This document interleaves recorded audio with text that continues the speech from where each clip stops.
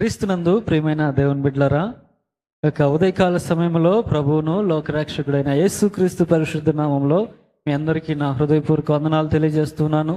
ఈరోజు దేవుని నూతన కృప వాగ్దానాన్ని మనం ధ్యానించుకుందాం. సామెతల గ్రంథము 10వ అధ్యాయం 24వ వాక్యాన్ని మనము ధ్యానించుకున్నట్లయితే, అక్కడ నీతిమంతులు ఆశించున్నది వారికి దొరుకును అని లేఖనాలు తెలియజేస్తున్నాయి.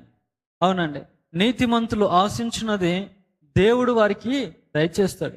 ఈరోజు ఈ లోకంలో డబ్బున్నవారు అనేక మంది మంచి పనులు చేస్తూ ఉంటారు. మంచి పనులు చేస్తే అది నీతి కాదండి.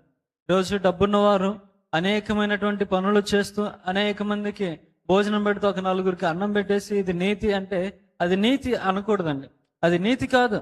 అయితే అలా డబ్బున్నవారే మంచి పనులు చేసి నీతి అనిపించుకుంటే పేదవాళ్ళు ఎప్పుడు కూడా వాళ్ళు నీతిమంతులు కాలేరు. అయితే పరిశుద్ధ లేఖనాల్లో మనం ధ్యానించినట్లయితే అబ్రహాము దేవుని నమ్మెను, అది చూసినటువంటి దేవుడు అంటున్నాడు, ఆయన నమ్మిక చొప్పున అతన్ని నీతిమంతుడిగా ముద్రించాడు దేవుడు.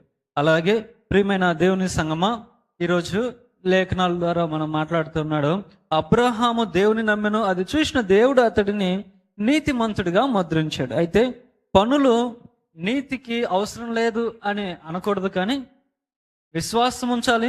అలాగే కొన్ని నీతికరమైనటువంటి కార్యాలు కూడా నీతితో కూడినవి మనం చేయాలి.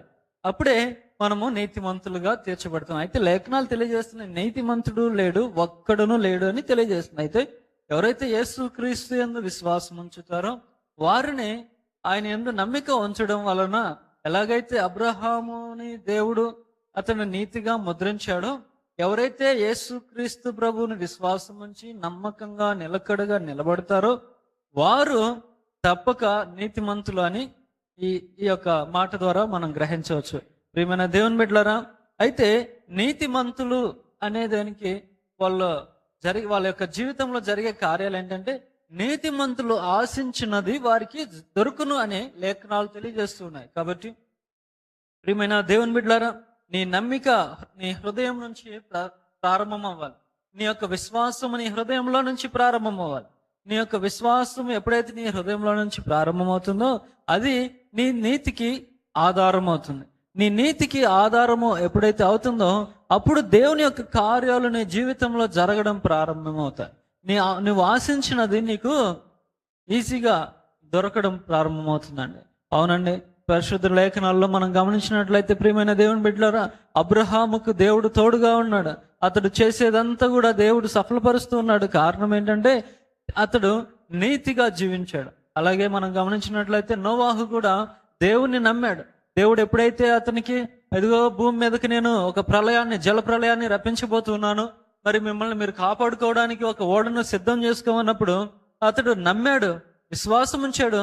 ఆ విశ్వాసము చొప్పున మరి ఓడని ఎలా తయారు చేసుకోవాలో అతనికి అంత జ్ఞానం లేకపోయినా ఓడను తయారు చేయడానికి ప్రారంభించాడు. ఓడను అతను ప్రారంభించినప్పుడు దేవుడు కొలతలు చెప్పాడు.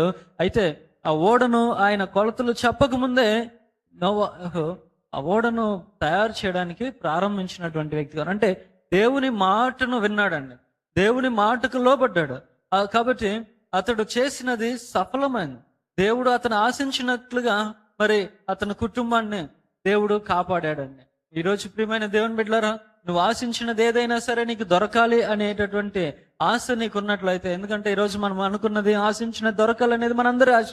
అయితే ఈరోజు నువ్వు ఆశించినది, ఒకవేళ నీకు ఒక మంచి ఉద్యోగం కావాలని ఆశపడుతున్నావా, లేకపోతే నీ కుటుంబంలో నీ బిడ్డలకు మంచి సంబంధాలు కుదిరి వివాహాలు అవ్వాలని ఆశపడుతున్నావా, లేకపోతే నువ్వు చేసేటటువంటి ఉద్యోగంలో మంచి ప్రమోషన్స్ రావాలని, పర్మనెంట్ అవ్వాలని, గవర్నమెంట్ ఉద్యోగాలు రావాలని ఆశపడుతున్నట్లయితే నువ్వు నీతిగా జీవిస్తే, అనగా దేవునికి నమ్మకంగా నిలబడి శోధనలు సహిస్తూ దేవుని కొరకు నువ్వు అనేకమైన పాటలు పడుతూ ఈ లోకంలో జీవిస్తే, దేవుణ్ణే నువ్వు ఆధారం చేసుకొని జీవిస్తే తప్పక నువ్వు ఆశించినది నీకు దొరుకుతుంది. నువ్వు ఏదైతే ఆశపడుతున్నావో దేవుడు తప్పక నీ జీవితంలో దయచేస్తాడు. అయితే నువ్వు నీతిగా జీవించాలి. నువ్వు నీతిగా జీవిస్తే తప్పక దేవుడు నువ్వు ఆశించినది నీకు దయచేస్తాడండి. కాబట్టి ప్రియమైన దేవుని బిడ్డలారా, నువ్వు నీతిగా జీవించడం ప్రారంభించు. దేవుణ్ణి అడుగు, ప్రభువా నా జీవితంలో ఈ కార్యాలు జరిగించు అని నువ్వు ఆశపడి దేవుని సముఖంలోనికి నీ యొక్క కోరికలు, నీ మనవులు ఏవైతే నువ్వు ఆశపడుతున్నావో మరి నీ హృదయ వాంఛను దేవుని ముందు ఉంచినప్పుడు దేవుడు తప్పక నీ మనవులు ఆలకించి నీ ఆశను నెరవేర్చి నిన్ను ఆశీర్వదించి దీవించునుగాక. ఆమేన్. ప్రార్థన చేసుకుందాం. ఈ మాటను నువ్వు విశ్వసించినట్లయితే నీతిగా నేను జీవిస్తాను ప్రభు అన్న ఆశ నెరవేర్చమని ప్రార్థన చేసి అడుగుదాం. దేవుడు తప్పక దయచేస్తాడు. ప్రార్థించుకుందాం. కృప కలిగిన మా తండ్రి, ప్రేమ కలిగిన దేవా, మీ యొక్క పరిశుద్ధమైన నామానికి వందనాలు, స్తుతులు, స్తోత్రాలు చెల్లిస్తున్నామయ్యా. యేసయ్యా, ఇదిగో తండ్రి, అబ్రహాము మిమ్మల్ని నమ్మడం వలన ప్రభు అతను నీతిమంతుడని ఒక ముద్ర ఇచ్చారు ప్రభు.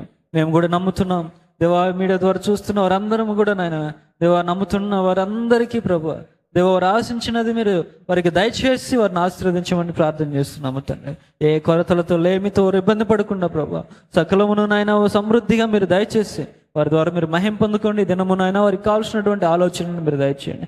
ఈ దినమునైనా వారికి కావాల్సిన సకలమును మీరు ఏర్పాటు చేయమని ప్రార్థిస్తూ యేసుక్రీస్తు పరిశుద్ధ నామంలో ప్రార్థన చేస్తున్నాము తండ్రి. ఆమేన్. ప్రియమైన దేవుని బిడ్డలారా, దేవుడు మీ ఆశను నెరవేర్చి మిమ్మల్ని ఆశీర్వదించును గాక. ఆమేన్.